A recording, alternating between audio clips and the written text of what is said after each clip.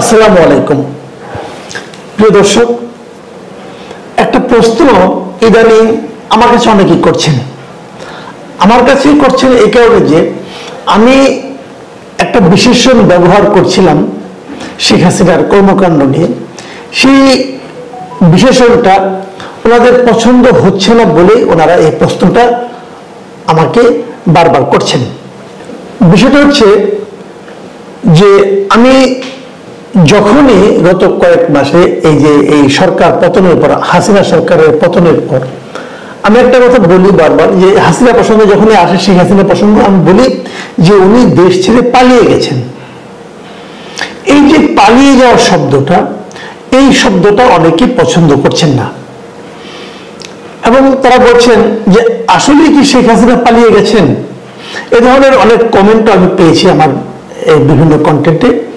সর্বশেষ যে জিনিসটা হলো, অনেকে ব্যক্তিগতভাবে আমার সঙ্গে যোগাযোগ করেছেন। আমি যে যোগাযোগ করে তারা যা বলার চেষ্টা করেছে সেগুলো আপনাদের একটু বলতে চাই। যেমন ইংল্যান্ডের সাদারল্যান্ড শহর থেকে সৈয়দ জিয়াউল ইসলাম নামে এক ভদ্রলোক, উনি আমার ফোন নাম্বার জোগাড় করে আমাকে হোয়াটসঅ্যাপে ফোন করেছেন এবং করে উনি এই কথাটাই বলছেন। উনি আমাকে প্রথমে প্রশংসাই করলেন এবং তারপরে উনি একটা বড় মেসেজও আমাকে পাঠিয়েছেন। আমি মেসেজ থেকে কয়েকটা লাইন আপনাদেরকে পড়ে শোনাই। উনি লিখেছেন যে উনি আমার প্রত্যেকটি পর্ব দেখেন এবং আমার কথাগুলো এই সময়ের মধ্যে শতভাগ নিরপেক্ষ না হলেও ন্যায় ভিত্তিক মনে হয়। মানে উনি বলছেন এটা নিরপেক্ষ না, তবে ন্যায় ভিত্তিক। যে এটা আমার জন্য প্রশংসা, আমি এটাকে মানতে রাজি আছি। তারপর উনি বলছেন যে আপনি সবসময় বলেন শেখ হাসিনা পালিয়ে গেছেন, কিন্তু তিনি যে পরিস্থিতিতে দেশ ত্যাগ করতে বাধ্য হয়েছে এবং সেনাবাহিনী বিমান করে তাকে যেভাবে ভারতে রেখে আসা হয়েছে এবং ভারত সরকার তাকে যেভাবে গ্রহণ করেছে, তাতে কি আপনি এবং আপনার মতো অনেক স্বচ্ছ সাংবাদিক একবার চিন্তা করে দেখেছেন তাকে পালানো না বলে বাধ্য করে পাঠিয়ে দেওয়া হয়েছে? উনি এটা বলতে চাচ্ছেন যে ওনাকে আপনি পালিয়ে যাননি, ওনাকে পাঠিয়ে দেওয়া হয়েছে। আবার আজকে কানাডা থেকে আমাকে ফোন করলেন প্রখ্যাত সাহিত্যিক, কবি, গবেষক সাইফুল্লাহ মাহমুদ দুলাল। উনি 21 পদক পেয়েছেন এবং বঙ্গবন্ধুকে নিয়ে ওনার অনেক গ্রন্থ আছে, উনি লিখেছেন। তো উনিও আমাকে বলার চেষ্টা করলেন, মানে বলেই ফেললেন যে আমার এই কথাগুলি যে পালানোর যে ব্যাপারটা, এটা নাকি সত্য নয়। এবং উনি বললেন যে এগুলি আমি বলছি বলেই অনেকে এখন বলছেন যে বঙ্গবন্ধু 71 সালে পালিয়ে গিয়েছিল, শেখ হাসিনাও এখন পালিয়ে গেছে। এইভাবে উনি অনেকে নাকি ব্যাখ্যা করছে এবং এই দায়টা উনি আমার উপর দেওয়ার চেষ্টা করছেন। তো আমি এই সমস্ত মতামতকে অবশ্যই সম্মান করি এবং আমি বলি এই ধরনের মতামত থাকবেই, এক একজন এক এক কথা বলবে। আমি নিজেও যেটা বলেছি, আমি যে শতভাগ সঠিক, আমি খালি এই ক্ষেত্রে না, সকল ক্ষেত্রে আমি বলি। আমি যখন কোনো একটা কথা বলি সেটা যে শতভাগ সঠিক হতেই হবে তা কিন্তু নয়। আমি আমার জ্ঞান, আমার বুদ্ধি, আমার শিক্ষা, আমার রুচি এবং আমার উপলব্ধি থেকে কথা বলি, কারণ দ্বারা পরিচিত হয়ে কথা বলি না আমি। তবে আমার কথার সঙ্গে দ্বিমত কেউ পোষণ করলে আমি সেটাকে সাদরে গ্রহণ করি এবং সেখান থেকে আমি একবার দ্বিতীয়বার চিন্তা করার চেষ্টা করি। দ্বিতীয় চিন্তায় যদি মনে করি না দ্বিমতটাই সঠিক, তাহলে সেটা আমি গ্রহণ করব। আমি সরি বলবো আমার আগের কথার জন্য। এটা নিয়ে আমার কোনো দ্বিধা নেই, কারণ আমি তো ভাই নিজের মতটাকেই প্রতিষ্ঠিত করতে চাই না, আমি মত বিনিময় করতে চাই। যাই হোক, এখন আমি এই প্রসঙ্গটা নিয়ে আলাপ করি। আমার প্রশ্নটা হলো, আসলে কি শেখ হাসিনা পালিয়ে গেছেন না কিভাবে গেছেন উনি? যারা এই পালিয়ে যাওয়ার কথাটা নিয়ে আমাকে প্রশ্ন করছেন বিভিন্ন জায়গায়, তাদের সবগুলো বক্তব্য নিয়ে আমার মনে যে ওনাদের যে যুক্তিগুলো, সেই যুক্তিগুলো আপনাদের সঙ্গে শেয়ার করি। যুক্তিটা এরকম যে যদি উনি পালিয়ে যেয়ে থাকেন, পালিয়ে যাওয়া কাকে বলে? উনি কি নিজে গাড়ি ড্রাইভ করে চলে গেছেন? উনি কি দৌড়ে চলে গেছেন? উনি কিভাবে গেছেন? উনি হেঁটে হেঁটে একটা গাড়িতে উঠেছেন, সেই গাড়ি একজন ড্রাইভ করেছেন, আমরা দেখেছি দৃশ্যটা। তারপর সেই গাড়ি থেকে তাকে হেলিপ্যাডে নিয়ে গেছেন, একজন এয়ার স্ট্রিপে নিয়ে গেছে ওখান থেকে উনি যাওয়ার পর ওখান থেকে উনি প্লেনে উঠেছেন এবং সেটা বিমান বাহিনী প্লেন বলা হচ্ছে। এবং সেই বিমান বাহিনী প্লেনে যারা চালিয়ে নিয়ে গেছেন, উনি কি নিজে চালিয়েছেন? না, যারা চালিয়ে নিয়ে গেছেন তারা বিমান বাহিনীর লোক। তা নিয়ে ভারতে গিয়েছেন, ভারতের যে গাজিয়াবাদ যে এয়ারবেজ সেখানে তারা নামিয়ে ল্যান্ড করেছেন, ওখানে ওনাকে রেখে সেই প্লেনটাকে উনি রয়ে গেছেন আর চলে এসেছে। প্লেনটা কিন্তু চলে এসেছে, প্লেনটা আবার দেশেই চলে এসেছে। যারা প্লেনটা চালিয়ে নিয়ে গেছে তারা কেউ চাকরিতে নেই, আসে তো তারা তো বিমান বাহিনীতে চাকরি করছে, এই প্লেনটা তো আবার বিমান বাহিনীর বহরে যুক্ত হয়েছে, তাহলে উনি পালাবেন কি হবে? যুক্তিটা তাদের এরকম যে পালিয়ে গেলে তো একা একে চলে যেতেন, কিন্তু একে একে যাননি, ওনাকে নিয়ে বাংলাদেশ গভর্নমেন্টের লোকজন নিয়ে ওনাকে দিয়ে আবার চলে এসেছে। তাহলে কিন্তু এখানে প্রশ্নটা উঠতেই পারে যে ওনাকে জোর করে পাঠিয়ে দেওয়া হয়েছে। এই প্রশ্নটা কিন্তু গুরুত্বপূর্ণ। আমরা যে ছবি দেখেছি আমরা কিন্তু দেখেছি দূরে থেকে যে উনি হেঁটে হেঁটে একটা গাড়ি তুলছেন, যদি তাকে জোর করে পাঠিয়ে দেওয়া হয় তুমি তো হেঁটে হেঁটে উঠলেন, এটা ব্যাপার না। এই প্রশ্নটা কিন্তু আমি করতে চাই, ওটা কিন্তু চ্যাংগুলো গাড়িতে ওঠানো হয়নি, তাই উনি তো হেঁটে হেঁটে উঠেছেন। তাহলে কি উনি ইচ্ছে করে গেলেন নাকি ইচ্ছার বাইরে গেলেন? এগুলো নিয়ে নানা ধরনের আলোচনা চলতে পারে, কিন্তু প্রশ্নটা হলো এটা যে উনি যখন গেলেন এই যাওয়াটাকে আমি পালিয়ে যাওয়া বলবো কিনা, অথবা ওনাকে পাঠিয়ে দেওয়া হয়েছে জোর করে সেটা বলবো কিনা। আচ্ছা, এখানে প্রাসঙ্গিক আরো দু একটা কথা আমি বলি। আচ্ছা, এই যে কয়েকদিন আগে, দুদিন আগে তো সিরিয়ার প্রেসিডেন্ট বাশার আল আসাদ উনিও দেশ ছেড়ে চলে গেছেন। আচ্ছা, উনি কি পালিয়ে গেছেন? অনেকে বলবেন হ্যাঁ উনি তো নিজের বিমান নিয়ে গেছেন, তো পালিয়ে গেছেন, যে এটার সঙ্গে তো হাসিনাটা মিলে না। হ্যাঁ, এটা কিন্তু মিলে না। আচ্ছা, আরেকটা কথা, অনেকে আমি এটাও বলেন হাসিনা নাকি পদত্যাগ করেন নাই, তাহলে এই বাশার সাহেব কি পদত্যাগ করেছেন? যে পদত্যাগ না করা না করা কিছু যায় আসে? ওনার তো বাস্তবতা ওনার দেশে নাই, এটাই বাস্তবতা। আচ্ছা, আরেকটা কথা বলি, 2022 সালের জুলাই মাসের কথা মনে আছে আপনাদের? শ্রীলঙ্কার প্রেসিডেন্ট গোতাবায়া রাজাপাকসে সেও কিন্তু প্লেন নিয়ে পালিয়ে গেছেন দেশ ছেড়ে। ওটা কি পালিয়ে যাওয়া ছিল? সেও তো বিমান বাহিনী, আমরা সবাই মিলে পালিয়ে গেছেন। উনি কি নিজে চালিয়ে গেছেন প্লেনটা? তত না, শ্রীলঙ্কার মানে আপনার সেনাবাহিনীর প্লেনে উনি গিয়েছেন। তো ওটা যদি পালিয়ে যাওয়া হয় তাহলে শেখ হাসিনাটা পালিয়ে যাওয়া হবে না কেন? এই আলোচনাগুলো কিন্তু চলবে।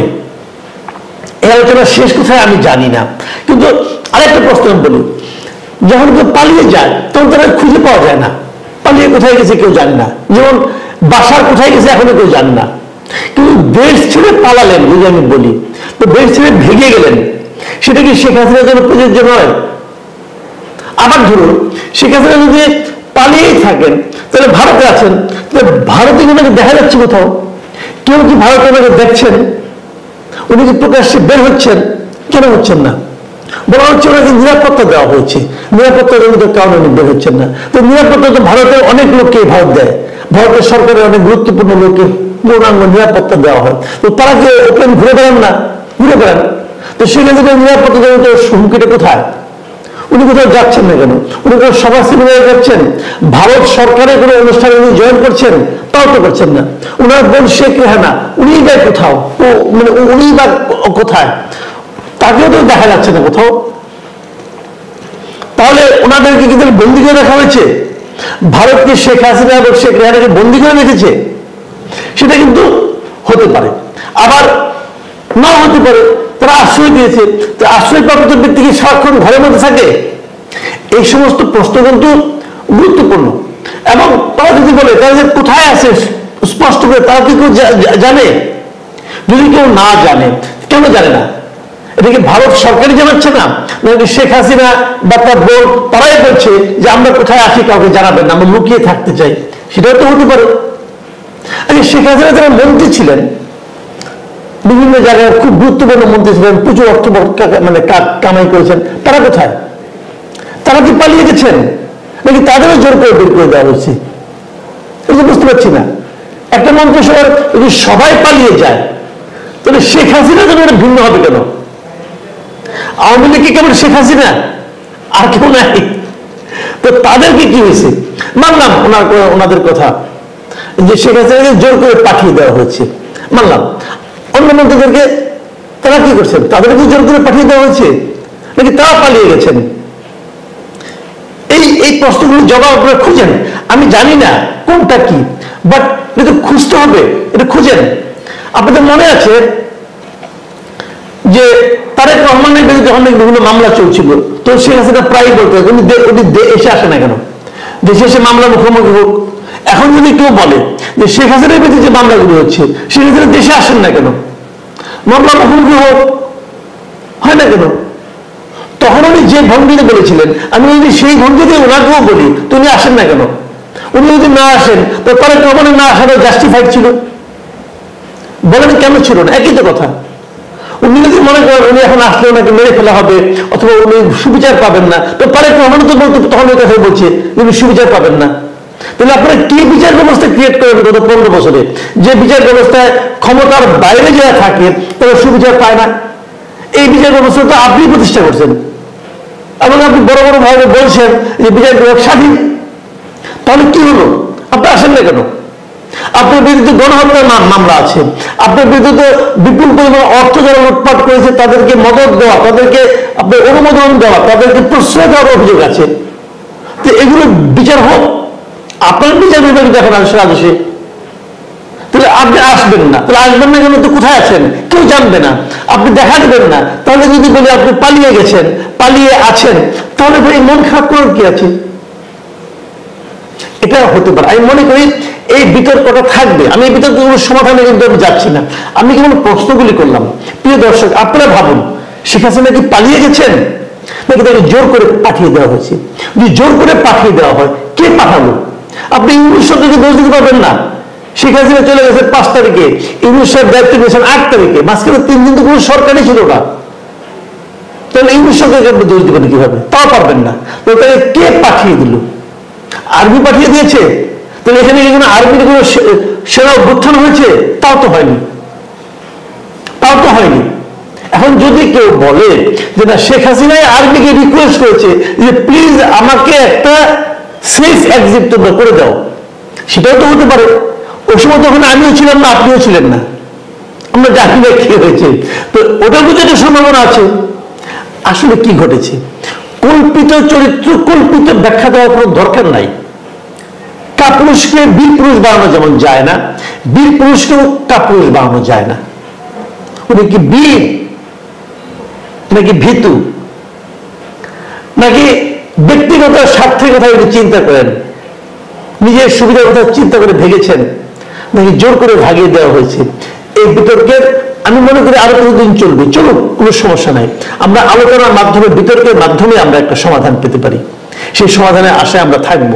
তার আগে একটা কথা শেষ বলে যাই, অনেকে আমাকে এই প্রশ্নটাও করেন যে শেখ হাসিনাকে একদিন দেশে ফিরে আসতে পারবেন, শেখ হাসিনা কি আবার ক্ষমতায় বসতে পারবেন? এই প্রশ্নটা আমি তুলে রাখলাম আগামী একটা পর্বের জন্য। খুব শীঘ্রই সেই পর্বটা করব। প্রিয় দর্শক, ভালো থাকবেন আপনারা। আল্লাহ হাফেজ।